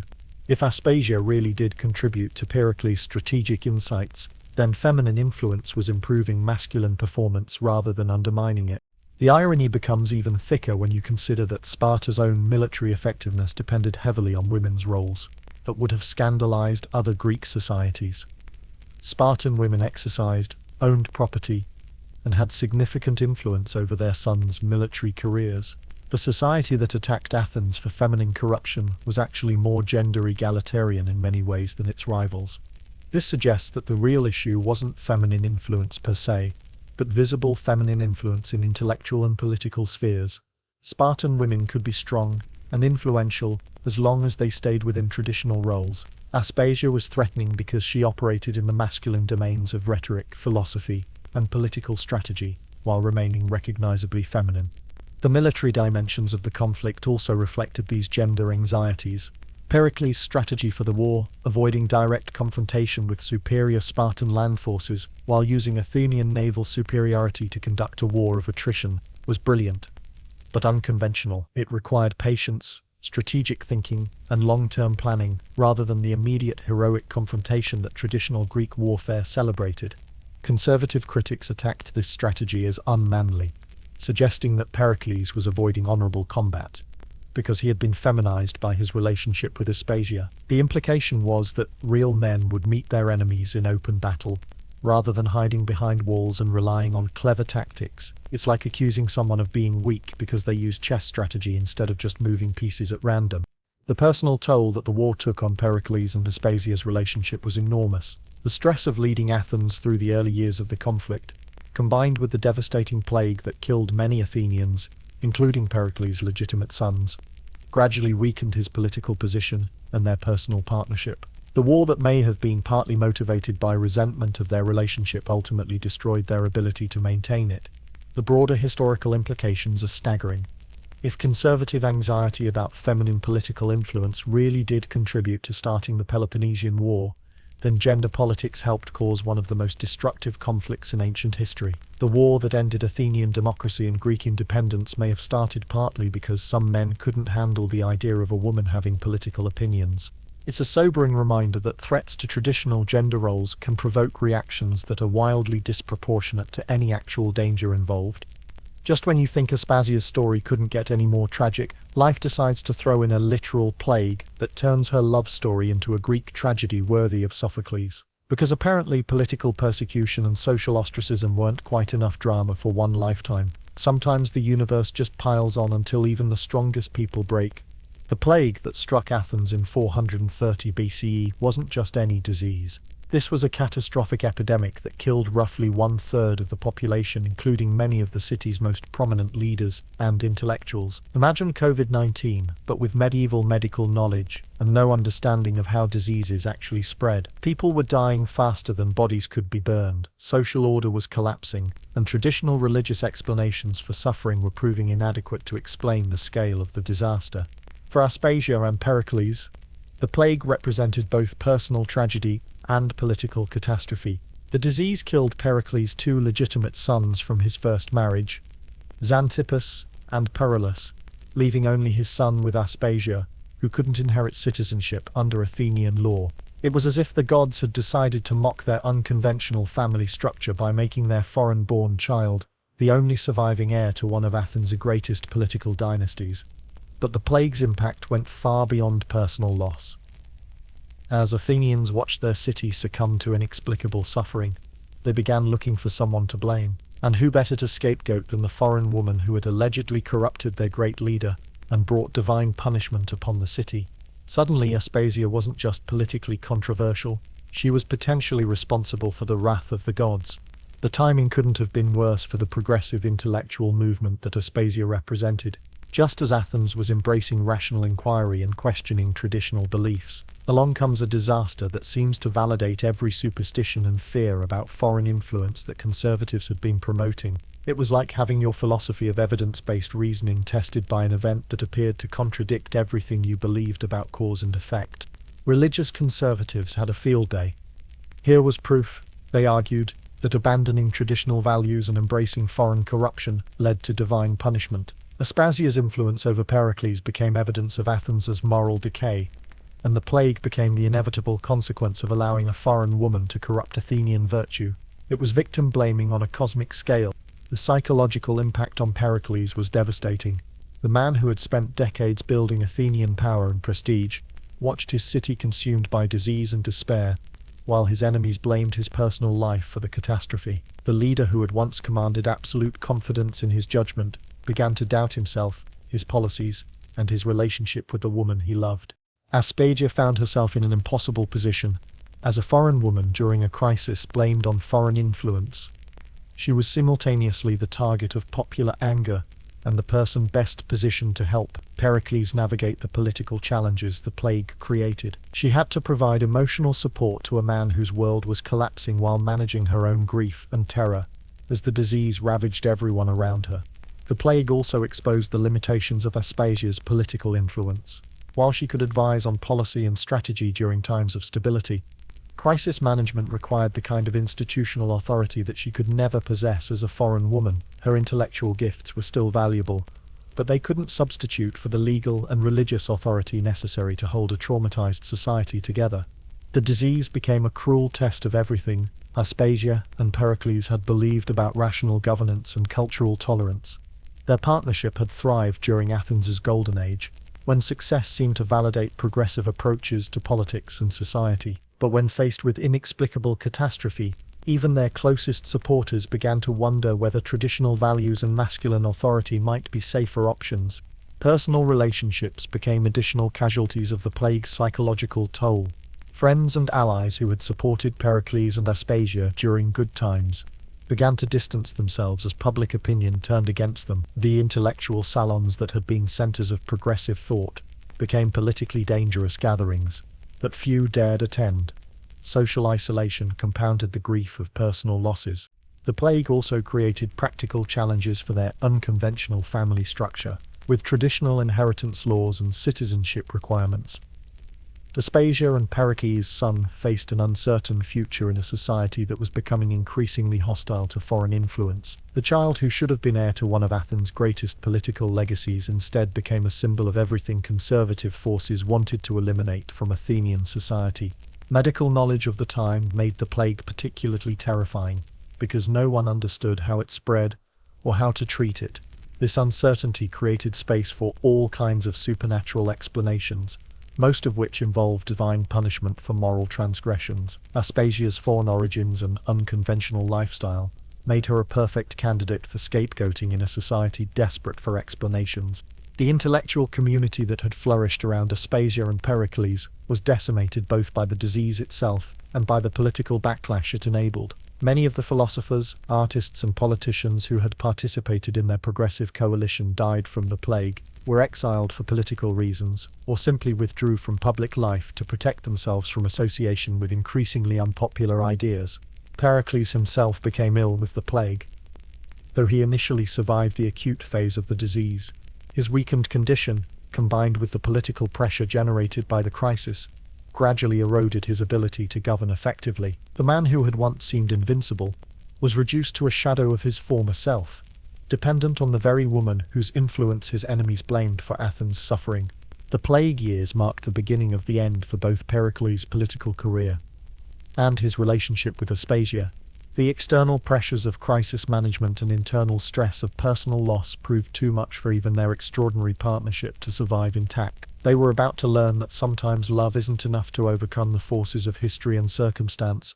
The last chapter of Aspasia's story reads like a masterclass in how history treats brilliant women who dare to be inconvenient, with systematic erasure disguised as natural forgetting. Because once Pericles died in 4229 BCE, weakened by the plague and broken by political defeats, Aspasia essentially vanished from the historical record, as if her 40-plus years of intellectual achievement could be dismissed as merely the footnote to a great man's career. This disappearance wasn't accidental. It was the result of a deliberate campaign to memory hole one of the most influential women in ancient history. Conservative Athenians, having finally outlasted their progressive tormentors, set about rewriting the narrative of the Golden Age to minimize feminine influence and restore traditional masculine authority. Aspasia became the victim of history's most successful character assassination. She was simply forgotten into insignificance. But let's talk about what we do know about her final years, pieced together from fragments and implications scattered throughout ancient sources like archaeological breadcrumbs. After Pericles' death, Aspasia faced a choice that exemplifies the impossible position of brilliant women in patriarchal societies: fade into obscurity or find another powerful man to protect her intellectual ambitions. She chose the latter, entering into a relationship with Lysicles, a sheep dealer who had risen to political prominence. Now, before you judge this as opportunistic or shallow, consider the alternatives. As a foreign woman in increasingly conservative Athens, Aspasia had no legal rights, no property of her own, and no protection from the kind of prosecution that had nearly destroyed her during the impiety trials. Aligning with Lysicles wasn't romantic, it was survival. The relationship with Lysicles also reveals something fascinating about Aspasia's continued political influence. Ancient sources suggest that she helped transform him from a successful merchant into a competent political leader, essentially providing the same kind of intellectual mentorship she had given Pericles. It's like watching a master chef move from one restaurant to another, continuing to create brilliant dishes despite changing kitchens. This pattern, brilliant woman educating powerful men who then get credit for her insights, would become depressingly familiar throughout history, from Eleanor Roosevelt to Hillary Clinton. The same dynamic keeps repeating. Women provide the intellectual labor, while men receive the public recognition. Aspasia was perhaps the first documented victim of this particular form of exploitation. What makes her relationship with Lysicles particularly poignant is how it demonstrates both the limits and the persistence of her influence. She couldn't achieve political power directly, but she could continue shaping policy through the men she educated. It was influence by proxy, which was better than no influence at all, but must have been deeply frustrating for someone of her intellectual caliber. The historical silence about her later years probably reflects several factors beyond simple misogyny.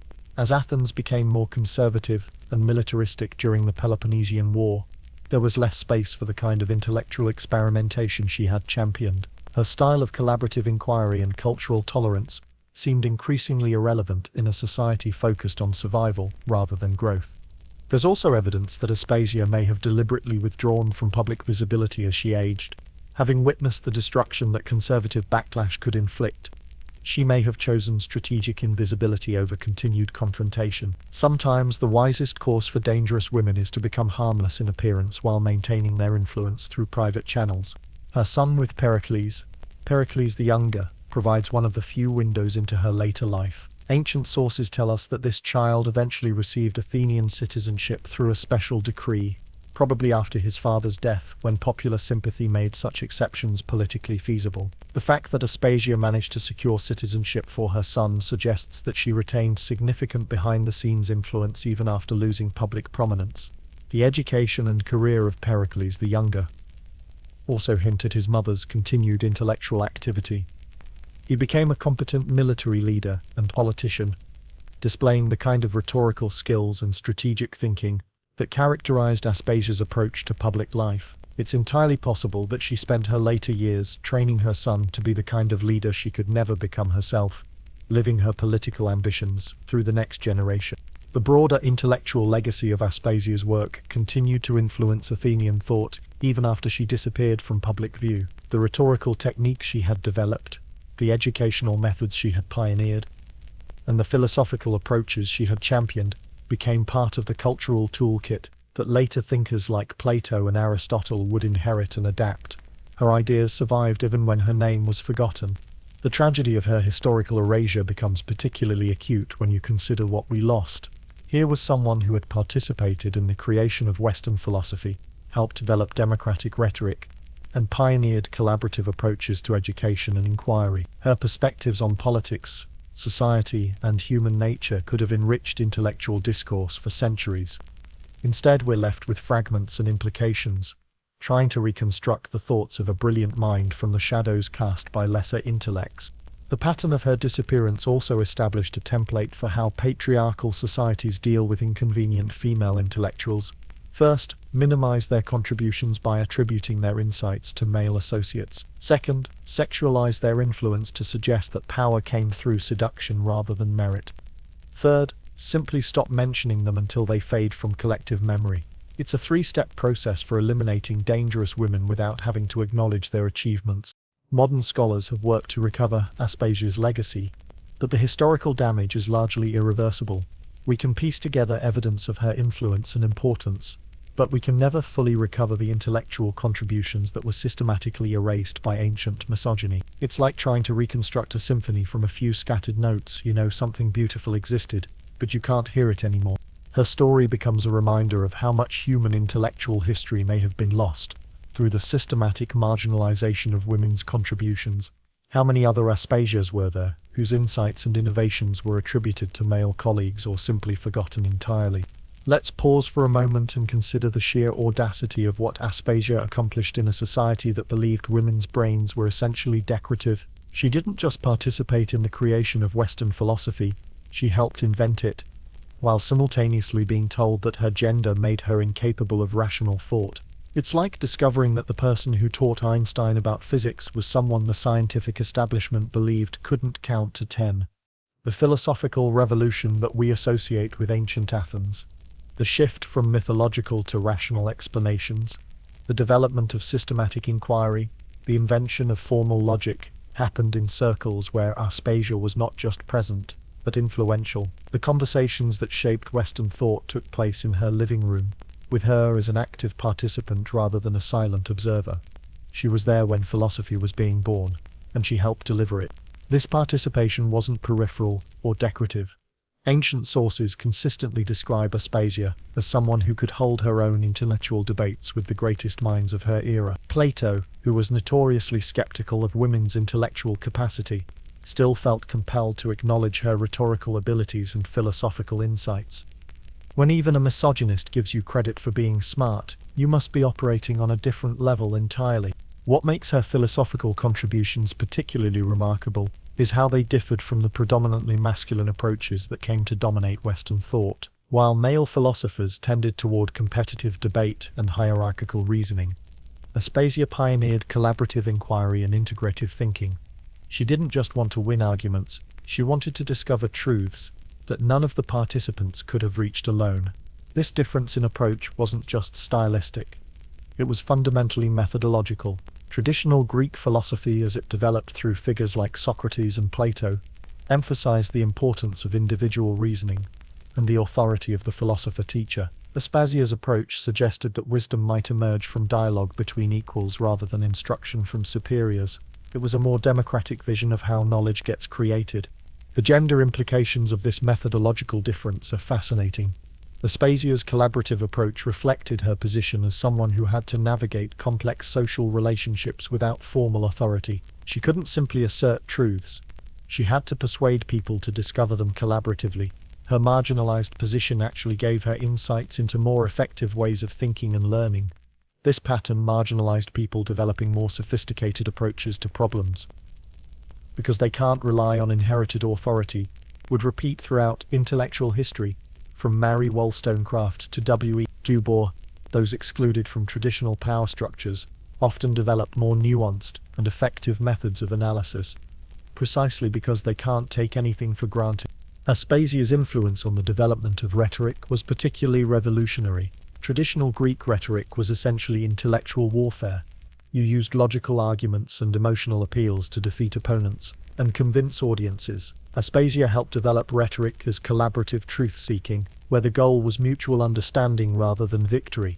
It was the difference between combat and conversation. This rhetorical innovation had profound implications for democratic practice. If political discourse could be collaborative rather than combative, if citizens could work together to solve problems rather than simply advocate for their predetermined positions, then democracy might actually work as a system for collective decision-making, rather than just a mechanism for majority rule. The educational implications were equally radical. Traditional Greek education was based on the transmission of established knowledge from teachers to students. Aspasia pioneered educational approaches that emphasized critical thinking, collaborative inquiry, and the construction of new knowledge through dialogue. She was essentially inventing progressive education 2 millennia before John Dewey. Her educational innovations were particularly threatening because they applied to both male and female students. By demonstrating that women could not only learn but teach philosophy and rhetoric, she challenged fundamental assumptions about intellectual capacity and social roles. If women could be philosophers, then excluding them from education and political participation wasn't just unjust, it was wasteful of human intellectual resources. The theological implications of Aspasia's approach were also radical, though they're often overlooked. Traditional Greek religion emphasized the importance of proper ritual observance and respect for divine authority. Aspasia's philosophical approach encouraged questioning of all assumptions, including religious ones. She was helping to create the intellectual framework that would eventually challenge traditional religious explanations of natural and social phenomena. This wasn't necessarily atheism, it was something potentially more threatening to religious authorities. Aspasia and her associates weren't rejecting the gods so much as suggesting that humans could understand divine will through reason, rather than just tradition. It was a more sophisticated form of religious thinking that reduced the authority of priests and traditional interpreters. The political philosophy that emerged from Aspasia's circle was also distinctly different from later developments in Greek thought. While Plato would eventually argue for philosopher kings and Aristotle for the rule of the virtuous few, Aspasia's approach suggested that wisdom might be distributed throughout the population rather than concentrated in an elite class. It was a more genuinely democratic vision of political wisdom. Her influence on Socratic philosophy is particularly ironic, given how Socrates is remembered as the ultimate individualistic thinker. The famous Socratic method, pretending ignorance to expose others' lack of knowledge, actually bears striking similarities to the collaborative inquiry techniques that Aspasia pioneered. Socrates may have learned his most famous intellectual moves from a woman who was supposedly incapable of serious thought. The long-term impact of Aspasia's philosophical contributions is impossible to measure precisely because so much of it was channeled through male philosophers, who received credit for insights that may have originated in collaborative dialogue with her. It's like trying to measure the influence of an uncredited ghostwriter. You know the impact was significant, but you can't separate it from the official author's contributions. What we can say is that the brief period when Aspasia was most influential, the height of Athens' golden age, was also the most innovative period in the history of human thought. The correlation doesn't prove causation, but it suggests that inclusive intellectual communities produce better ideas than exclusive ones. Maybe philosophy advanced so rapidly in 5th century Athens, partly because it temporarily included perspectives that were usually marginalized. Here's the thing about historical memory. It's not neutral. It's a deliberate construction project, and like most construction projects in patriarchal societies, it tends to erase the contributions of women while preserving the achievements of men. Aspasia's legacy demonstrates this process with depressing clarity. She helped build Western civilization, and then got written out of the story, because acknowledging her contributions would have been too threatening to masculine narratives of intellectual achievement. The systematic erasure of Aspasia from historical memory wasn't an accident or oversight. It was a deliberate campaign by conservative forces to restore traditional narratives about gender, intelligence, and cultural authority. By minimizing her influence and emphasizing the achievements of male philosophers and politicians, ancient historians created a version of the past that validated contemporary prejudices about women's intellectual limitations. This revisionist project was so successful that for over 2,000 years, most people learned about ancient Athens without ever hearing Aspasia's name. Students studied Socratic philosophy, Periclean democracy, and Golden Age culture, while remaining ignorant of the foreign woman who helped shape all of these developments. It's like learning about jazz while being told that all the important innovations came from white musicians. But here's what makes Aspasia's erasure particularly tragic. We lost access to intellectual approaches that might have prevented some of the most destructive patterns in Western thought. Her collaborative methods, integrative thinking, and inclusive educational practices represented alternatives to the competitive, hierarchical, and exclusionary traditions that came to dominate philosophy and politics. Imagine if her approach to democratic deliberation had been preserved and developed instead of being forgotten. Instead of the adversarial political systems that characterize most modern democracies, we might have evolved collaborative problem-solving methods that actually work to address complex social challenges. Her insights into rhetoric and education could have created more effective approaches to public discourse and civic participation.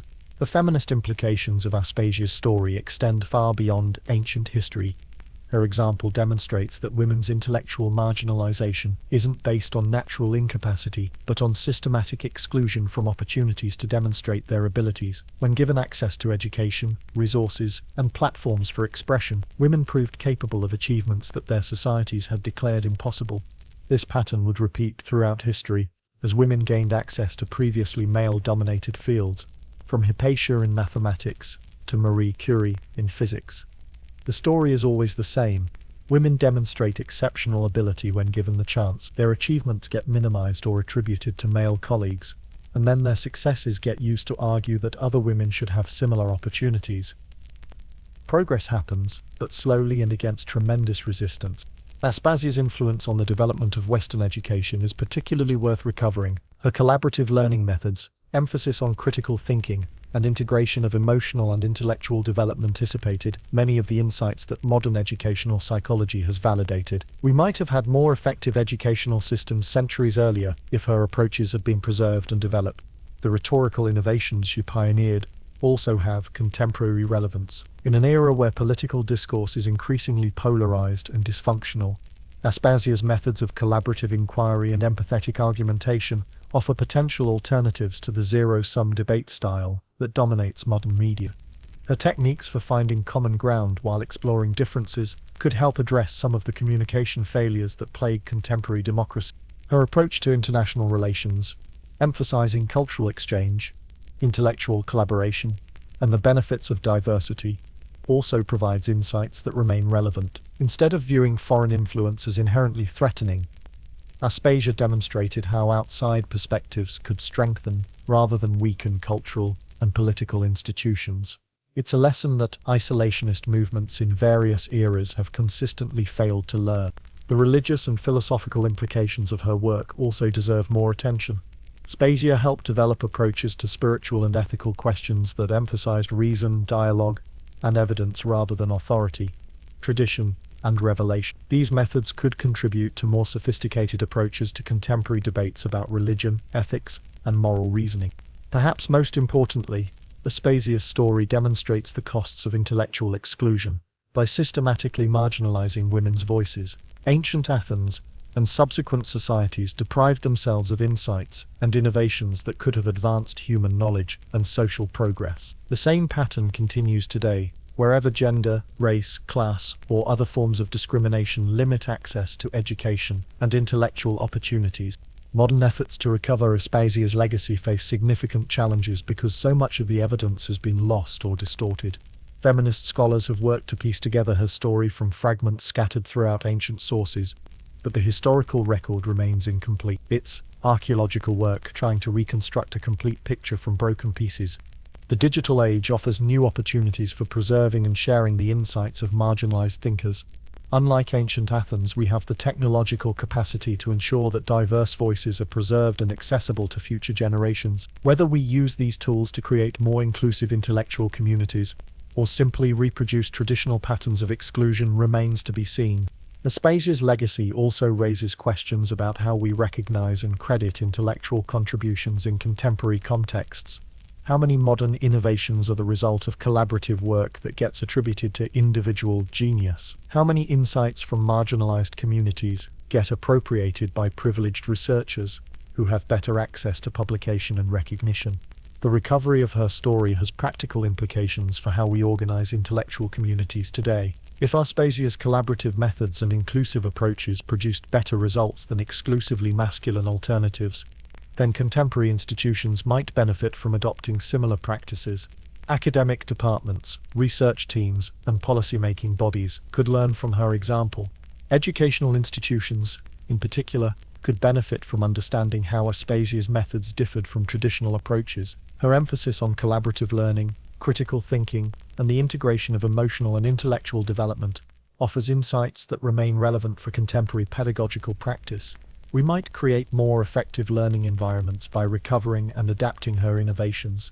The ultimate lesson of Aspasia's story might be this: human intellectual progress depends on including rather than excluding diverse perspectives. The brief period when Athens was most creative and innovative coincided with unusual openness to foreign ideas and feminine insights. When societies become more exclusive and traditional, they tend to stagnate intellectually and culturally.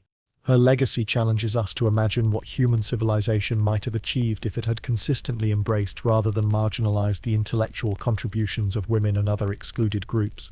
Imagine bringing Aspasia forward through time to observe contemporary society. This woman who scandalized ancient Athens by participating in intellectual discourse would probably find our current gender dynamics both remarkably advanced and depressingly familiar. Because while we've made progress that would astonish her ancient contemporaries, we're still dealing with many of the same fundamental tensions between female intellectual achievement and masculine insecurity that defined her era.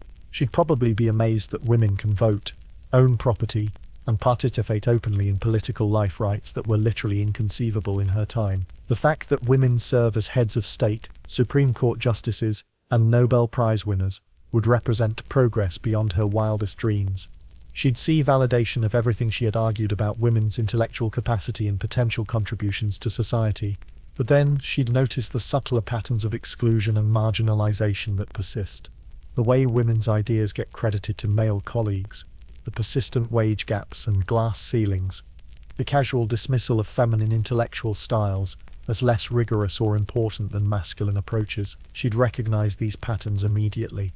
They're the same dynamics that defined her own experience, just updated for contemporary contexts. Aspasia would probably be particularly fascinated by social media and its potential for democratizing intellectual discourse. As someone who had to work through powerful men to have her ideas heard, she'd appreciate platforms that allow direct communication between thinkers and audiences. The ability to build intellectual communities across geographic and social boundaries would seem miraculous to someone who had relied on physical salons and personal networks. Yet she'd also recognize how these same platforms can be used to amplify the kind of character assassination and mob persecution she experienced in ancient Athens. The speed and scale of contemporary cancel culture would be familiar to someone who had been targeted by ancient comedians and prosecuted for impiety. She'd understand viscerally how quickly public opinion can turn against anyone who challenges comfortable assumptions. The state of contemporary rhetoric would probably both impress and disappoint her. She'd appreciate the sophisticated communication techniques that modern media and marketing have developed. But she'd be frustrated by how rarely these tools are used for collaborative truth-seeking, rather than competitive point-scoring. The same rhetorical innovations she had pioneered for building understanding are now primarily used for manufacturing consent. Aspasia would likely be intrigued by contemporary feminism and its various waves and approaches. As someone who had to navigate patriarchal systems without a supporting movement or theoretical framework, she'd appreciate having access to systematic analyses of gender oppression and organized efforts to address it. She'd probably have complex thoughts about different feminist strategies, given her own experience of working within rather than against existing power structures.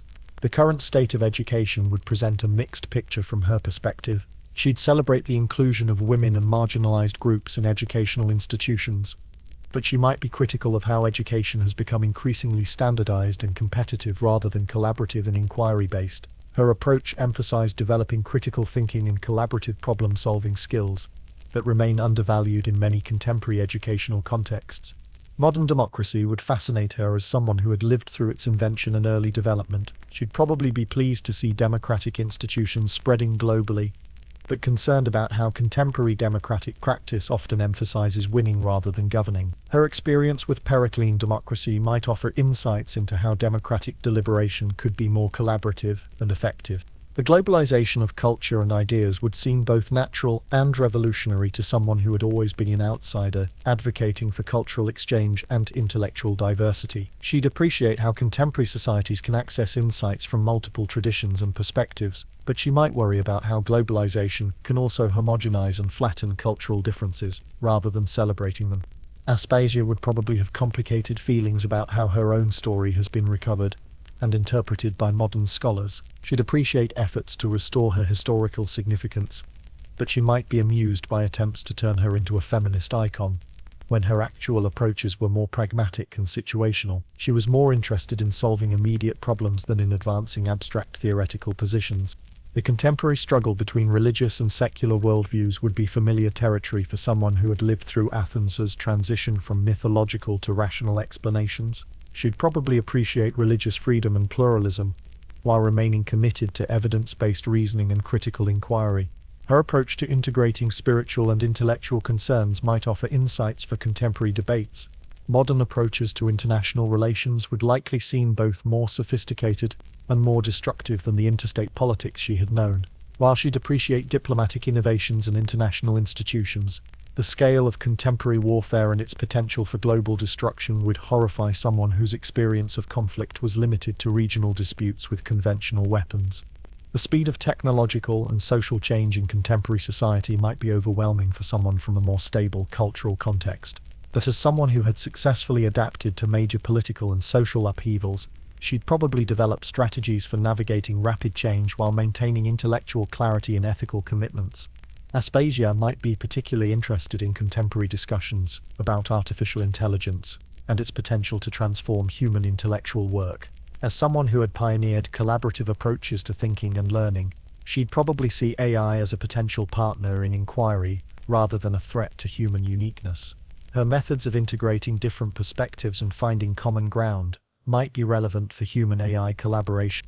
She'd probably be frustrated by how contemporary political discourse often ignores the collaborative problem-solving approaches she had developed. The polarization and partisan competition that characterizes modern democracy would seem like a missed opportunity to someone who had demonstrated more effective ways of addressing complex social challenges. Most fundamentally, Aspasia would probably conclude that human nature hasn't changed much over the past 2,500 years. People are still struggling with the same basic tensions between innovation and tradition, inclusion and exclusion, cooperation and competition that defined her era. The contexts have changed dramatically, but the underlying dynamics remain depressingly familiar. Her ultimate assessment might be that we've made remarkable technical progress while making limited progress on the more fundamental questions of how to organize inclusive intellectual communities and collaborative political institutions. We have the tools to solve many problems that were impossible in her era, but we often lack the wisdom to use those tools effectively. As we reach the end of Aspasia's story, it's worth reflecting on a pattern that keeps recurring throughout human history.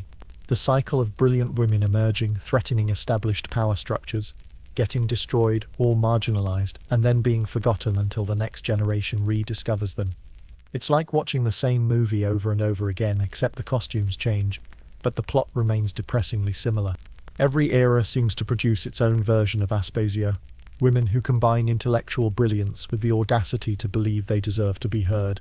From Hypatia in ancient Alexandria to Marie Curie in modern Paris, from Eleanor Roosevelt in 20th century America to contemporary figures whose names we might not know for decades. The pattern remains consistent. Exceptional women emerge, challenge masculine intellectual monopolies, face systematic persecution, then get either forgotten or remembered, primarily as exceptions that prove the rule. What makes Aspasia's story particularly relevant to our contemporary moment is how little the fundamental dynamics have changed. We still live in societies where women's intellectual achievements are questioned, minimized, or attributed to male colleagues. We still see brilliant women facing coordinated campaigns of character assassination when they become too influential or challenge too many comfortable assumptions. We still witness the same combination of misogyny and xenophobia that targeted Aspasia being deployed against contemporary female leaders and intellectuals. The methods of marginalization have evolved, but the underlying psychology remains identical. Instead of charging women with impiety, we question their likability.